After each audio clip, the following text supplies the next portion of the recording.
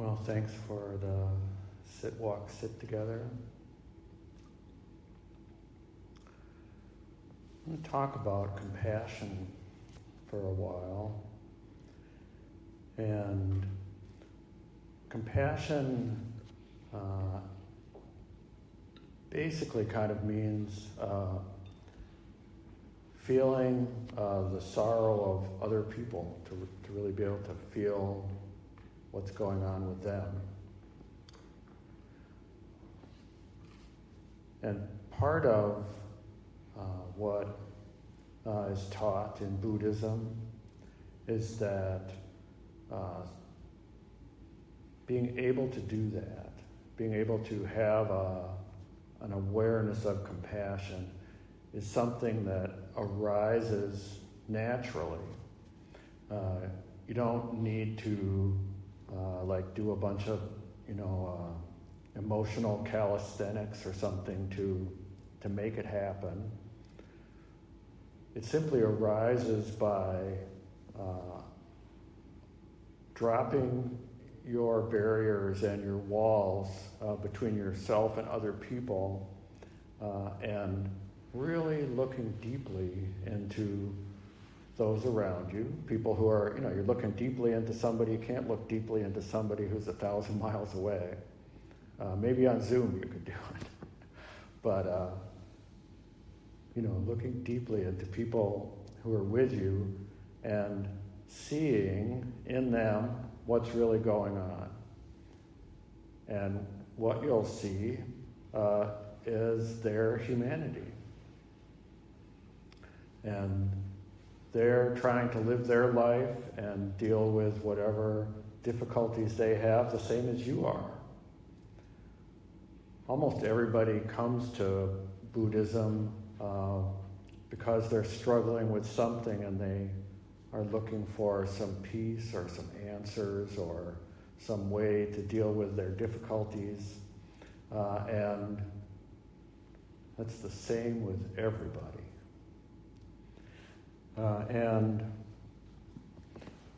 You probably heard about the Four Noble Truths, the first one is about that there is suffering, there is disappointment, and then that there is a cause for that and a path to be able to escape the difficulty of dealing with it. But I want to read a passage about the discomfort idea. The Sanskrit word for it is dukkha, which essentially it just means things aren't going the way you wish they would. And so you're distressed about it. But here's what, I'm pretty sure that Pema Chodron wrote this, but I'll have to admit I didn't write down who it was, and now I don't remember for sure. I think it was Pema Chodron. She says, the dream of constant okayness. It's not impermanence per se, or even knowing we're going to die, that is the cause of our suffering, the Buddha taught. Rather, it's our resistance to the fundamental uncertainty of our situation. Our discomfort arises from all of our efforts to put ground under our feet, to realize our dream of constant okayness. When we resist change, it's called suffering. But when we can completely let go and not struggle against it, when we can embrace the groundlessness of our situation and relax into its dynamic quality, that's called enlightenment, or awakening to our true nature, to our fundamental goodness. Another word for that is freedom. Freedom from struggling against the fundamental ambiguity of being human. And I really like that statement because I think it really really does a great description of what it's all about. And Thai has written in a number of places that if you can have compassion, that we're all dealing with this wish for okayness, and sometimes things are okay and sometimes they're not. But we're all going through this struggle with this and trying to be accepting of it. And at times we succeed, and at times we fail again, but then we succeed again, but then we fail. And Thai suggests that the way to have compassion is to really, be with somebody and really look deeply at them, with them, and just see what's going on with them. And if you can open yourself up and really do that in a non-judgmental way, in a way that if you could be meditating and do it with them, that you will see that they are really not that different than you. And it just brings about a feeling of an interest in taking care of them. And in another place, he writes something I thought was very interesting.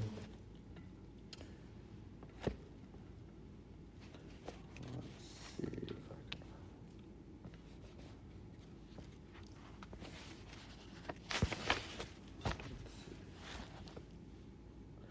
Yeah, he says, if we observe deeply in this way that I've just described, the mind of consciousness will naturally be transformed into action. So it's not, as he says,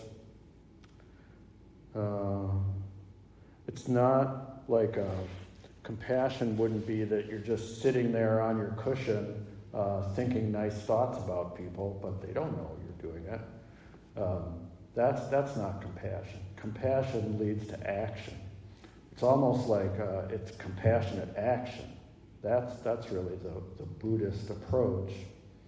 And I'll say I recently was reading a book about translations of early Buddhist writing in China, and the translator noted that this particular concept, and many of them in Chinese, are a verb. They aren't a noun. So compassion is an activity.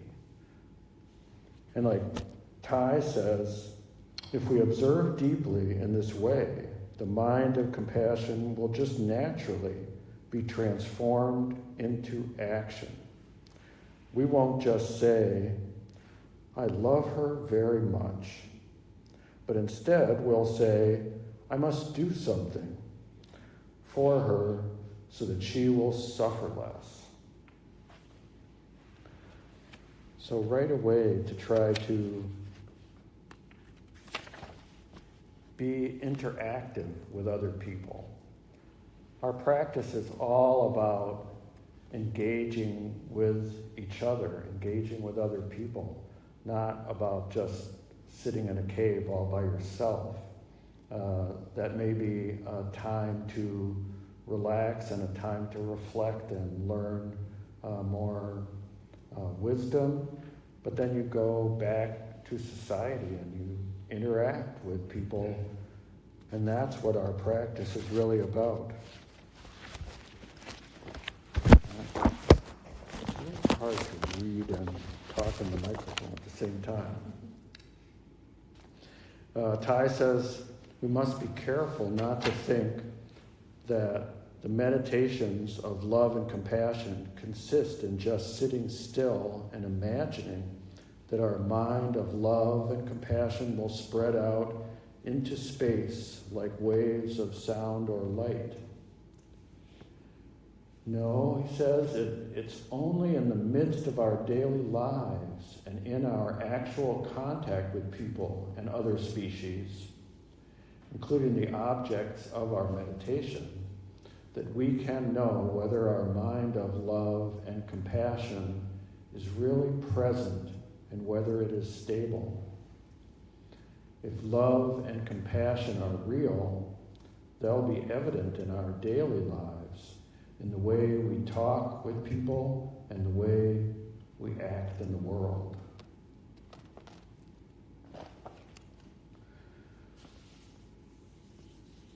So I feel like for myself, I try to practice this, and I'm like in a phase in my practice where I'm really trying to emphasize how my Buddhist practice impacts my daily life. How I go about doing the normal things of daily living. So it might be making breakfast and sitting down with my wife. It might be going to a class at the university and seeing all the people I interact with.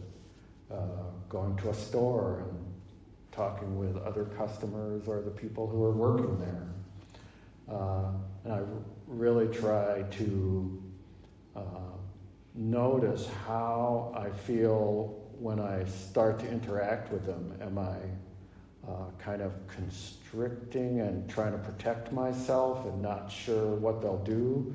Or am I just open and trying to allow a connection to be present between us?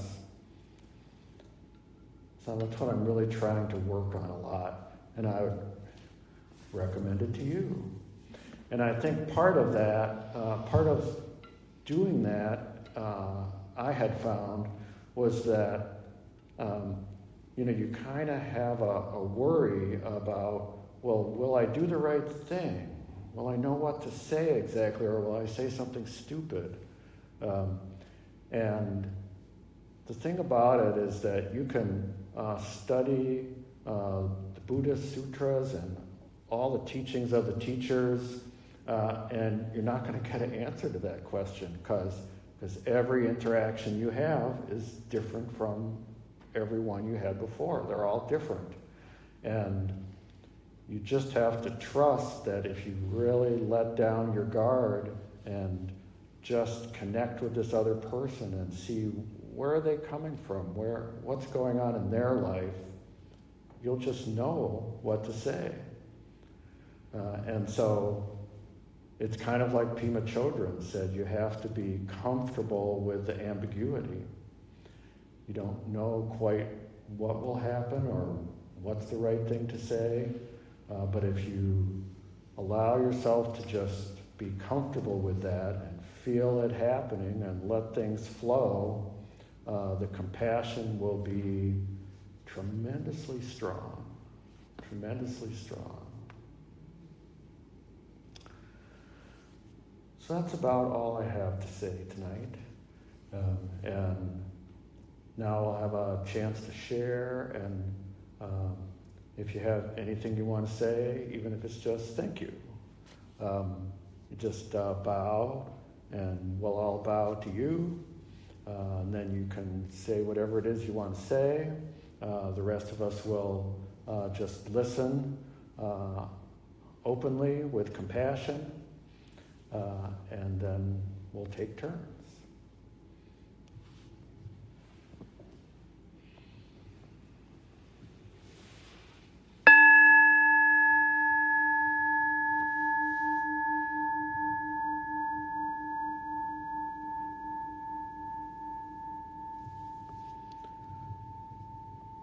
Just in the spirit of trying to keep connected with our 5 Zoom people, we've got to speak into the mic. So if any of you, or I'll say when you want to speak, let me know and I'll pass the mic to you. And then maybe whoever gets it will then just hold it until the next person wants it instead of passing it back and forth to me.